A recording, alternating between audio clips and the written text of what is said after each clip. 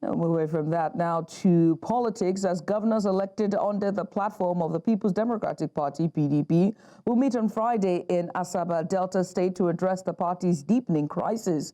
The emergency meeting follows a chaotic Board of Trustees gathering in Abuja on Wednesday, where supporters of embattled National Secretary Senator Samuel Anyanwu attacked former PDP Youth Leader Sunday Ude-Okoye.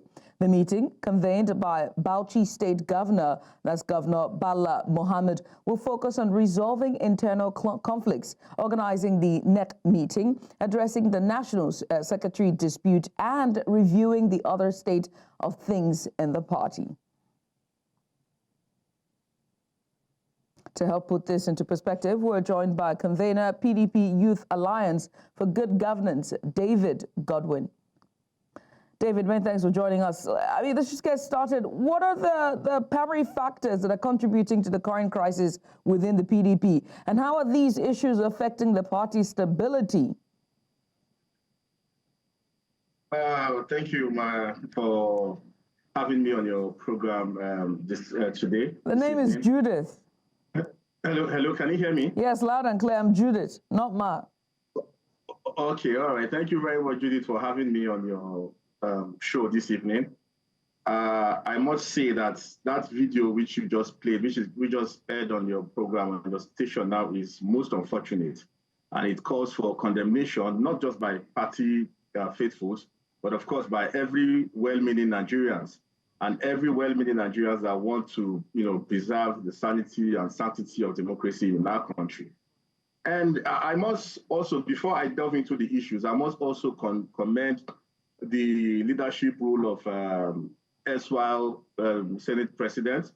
I speak to the President of Senator Adolfo Bala, who serves as the chairman of the BOT, the conscience of the party, I mean the People's Democratic Party, for having, initiated what I call the doctrine of necessity to ensure that, look, all warring factions, had to, because yesterday he said he was not going to continue presiding over that BOT meeting if the former national youth leader and, of course, the current and authentic national secretary of the party was not seated in the meeting. So it was quite unfortunate because active players and stakeholders like us were actually there yesterday, and we witnessed what happened firsthand, where talks, unfortunately, I must say this, that it's unfortunate that the party has now, the party has become a playground for political talks and street urchins alike to come and have their way.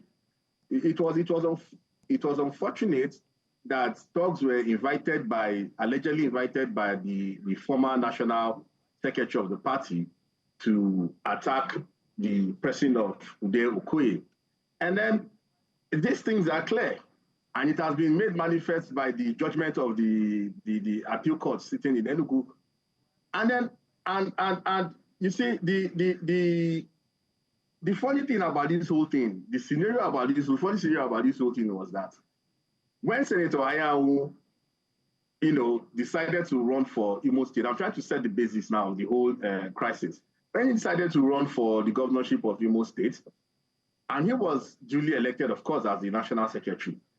And then, rather than, drop his position, to go into that contest, he was still actively operating as the national secretary of the People's Democratic Party.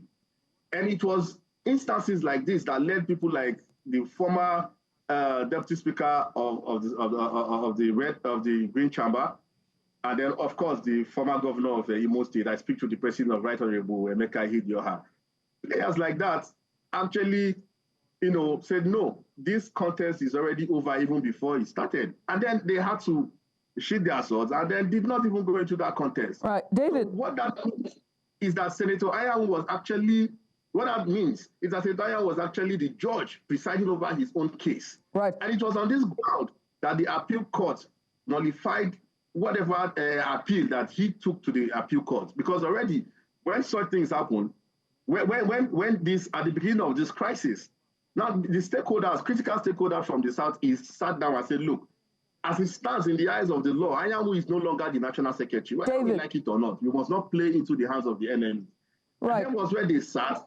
and nominated Right Honorable S.K. Ude-Okoye David, to take over the.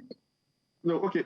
Yeah, we're pressed for time, right? So I want to ask you, right? The PDP is supposed to be the strongest opposition that the electorate should have, going into 2027, which is just around the corner. With all of these contributing factors and all the, the internal disagreements and fighting going, what strategies can the PDP governors adopt to rebuild the party unity and even gain back the confidence of not just party members, but also the confidence of Nigerians and the electorate? There is only one strategy to be adopted here. And with due respect to everybody, the only strategy that needs to be adopted here is to instill discipline in the party. That is all. Whatever any stories anybody wants to say, he or she is just playing to the gallery. We must instill discipline in the party. And by instilling discipline, it means there are people that have gone against the constitutions of this party. They must be seen to be disciplined and removed from the party if need be. And it is only until these things happen that is where we can get sanity and then start looking at 2027. Let me tell you, Judith, and of course the entire Nigerians watching. Yes, it is said that PDP has 13 governors, and as such, you think PDP is still the major opposition party in this country. No, I beg to differ. That is not true.